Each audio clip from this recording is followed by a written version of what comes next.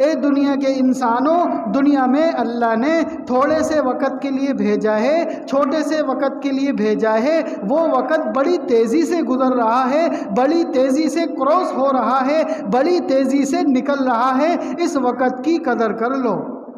اللہ تعالیٰ نے قرآن کریم میں اس وقت کی اہمیت کو بتانے کے لیے وقت کی قسم کھائی اور فرمایا والعصر والعصر ان الانسان لفی خسر، کہ قسم ہے مجھے زمانے کی۔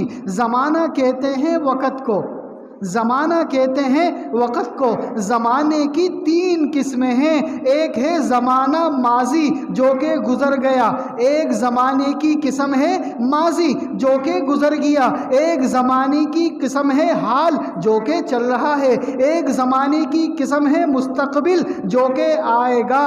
تو اس زمانے کی تین قسمیں ہیں۔ اللہ تعالیٰ نے زمانے کی قسم کھا کر اس بات کی طرف اشارہ کیا، اے دنیا کے انسانوں، مجھے قسم ہے زمانے ماضی کی، مجھے قسم ہے زمانے حال کی، مجھے قسم ہے زمانے مستقبل کی۔ ماضی بھی میں جانتا ہوں، حال بھی میں جانتا ہوں، مستقبل بھی میں جانتا ہوں۔ ماضی میں جو دنیا میں ہوا وہ بھی مجھے پتا ہے، حال میں جو ہو رہا ہے وہ بھی مجھے پتا ہے، مستقبل میں جو ہوگا وہ بھی مجھے پتا ہے۔ وہ اللہ زمانے کی قسم کھا کر کہہ رہا ہے کہ اے دنیا کے انسانوں، مجھے قسم ہے زمانے کی، ان الانسان لفی خسر، کہ یہ انسان خسارے میں ہے، یہ انسان نقصان میں ہے۔ کیا وجہ ہے؟ وجہ یہ ہے نقصان میں وہ شخص ہے کہ جو اللہ کو ناراض کر کے زندگی گزار رہا ہے، نقصان میں، خسارے میں وہ شخص ہے کہ جو آپ علیہ السلام کی سنتوں کو چھوڑ کر اپنی زندگی گزار رہا ہے۔ یہ انسان خسارے میں ہے، یہ انسان نقصان میں ہے۔ یہ چھوٹی سی زندگی میں اللہ نے ہمیشہ کے کامیابی کے لیے بھیجا ہے۔ اسی طرح ایک اور جگہ اللہ تعالیٰ انسان کا نام لے کر ارشاد فرما رہے ہیں، هل أتى على الإنسان هل أتى على الإنسان حين من الدهر لم يكن شيئا مذكورا، کہ انسان یہ بھول گیا، هل أتى على الإنسان حين من الدهر لم يكن شيئا مذكورا، اے دنیا کے انسانوں، تم یہ بھول گئے ہو آج سے چند سال پہلے دنیا میں تمہارا ذکر بھی نہیں تھا، تمہارا نام بھی نہیں تھا۔ آج اگر کوئی اس وقت دنیا کے اندر 30 سال کا ہے تو ذرا تصور کر لے 31 سال پہلے دنیا میں وجود بھی نہیں تھا۔ اگر کوئی 40 سال کا ہے 41 سال پہلے دنیا میں وجود بھی نہیں تھا۔ اگر کوئی 50 سال کا ہے 51 سال پہلے دنیا میں وجود بھی نہیں تھا۔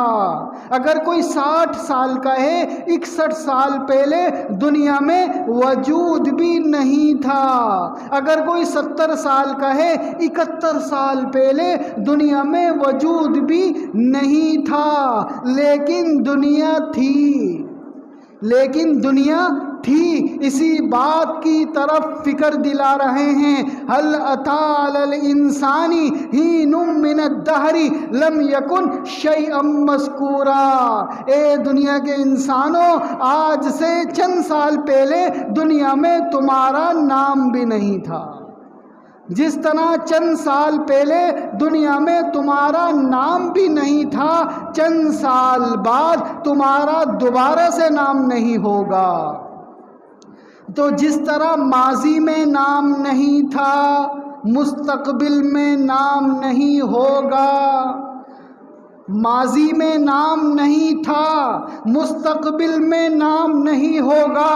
یہ رہ گیا حال، اس حال کو ٹھیک کر لو۔ یہ رہ گیا حال، اس حال میں اللہ کو یاد رکھو۔ وہ اللہ ماضی بھی جانتا ہے، وہ اللہ حال بھی جانتا ہے، وہ اللہ مستقبل بھی جانتا ہے۔ اے دنیا کے انسانوں، اس حال کو صحیح کر لو، اس حال کو صحیح کر لو، اللہ کے بندے بن جاؤ۔ اللہ کے بندے بن جاؤ۔ تمام نبیوں نے آ کر دنیا کے انسانوں کو اللہ کا بندہ بنانے کی محنت کی، اللہ کا بندہ بنانے کی محنت کی۔ اے دنیا کے انسانوں، اللہ کے بندے بن جاؤ، اللہ کے بندے بن جاؤ۔ اللہ کا بندہ کون ہوتا ہے؟ جو بندہ ہوا ہوتا ہے۔ اللہ کا بندہ کون ہوتا ہے؟ جو بندہ ہوا ہوتا ہے۔ ہم اردو میں بھی بولتے ہیں اس کو باندھ دو، اس چیز کو باندھ دو، فلاں شخص کو باندھ دو، اس کے ہاتھ باندھ دو، اس کے پاؤں باندھ دو۔ یہ باندھنے سے لفظ نکلا ہے بندہ۔ بندہ کیا مطلب؟ دنیا میں انسان اللہ کا بندہ بن جائے، اللہ کے حکموں میں بند جائے، آپ علیہ الصلوۃ والسلام کی سنتوں میں بند جائے۔ جس وقت حکم آیا نماز پڑھنی ہے، اللہ کا بندہ بن کر اس حکم میں بند کر نماز پڑھ لے۔ جس وقت اللہ کا حکم آیا حرام سے بچنا ہے، حلال کھانا ہے، حلال کھا کر اللہ کا بندہ بن جائے۔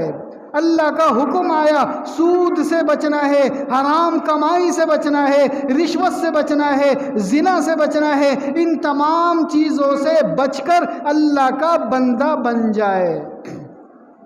تو ان تمام چیزوں کو بتانے کے لیے، ان تمام چیزوں سے محتاط رہنے کے لیے اللہ تعالیٰ نے نبیوں کو بھیجا۔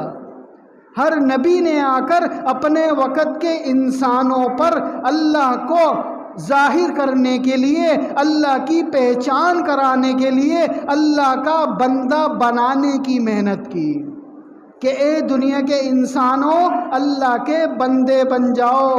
اللہ تعالیٰ نے اس ساری کائنات کو پیدا کیا، اس ساری کائنات کے اندر بہت سارے جانداروں کو پیدا کیا، بہت سارے حیوانوں کو پیدا کیا، بہت سارے جنات کو پیدا کیا، بہت سارے فرشتوں کو پیدا کیا، بہت سارے 2 پاؤں پہ چلنے والی مخلوق کو پیدا کیا، بہت ساری 4 پاؤں پہ چلنے والی مخلوق کو پیدا کیا، بہت ساری 6 پاؤں پہ چلنے والی مخلوق کو پیدا کیا، بہت ساری 8 پاؤں پہ چلنے والی مخلوق کو پیدا کیا، بہت ساری بغیر پاؤں کے رینگنے والی مخلوق کو پیدا کیا، مچھلیوں کو پیدا کیا، رنگ برنگی مچھلیوں کو پیدا کیا، مختلف مچھلیوں کو پیدا کیا، پرندوں کو پیدا کیا، بہت سارے رنگ برنگی پرندوں کو پیدا کیا، ساری کائنات کو پیدا کیا، ساری کائنات کے اندر سانس لینے والی مخلوقات کو پیدا کیا۔ ان تمام مخلوقات کو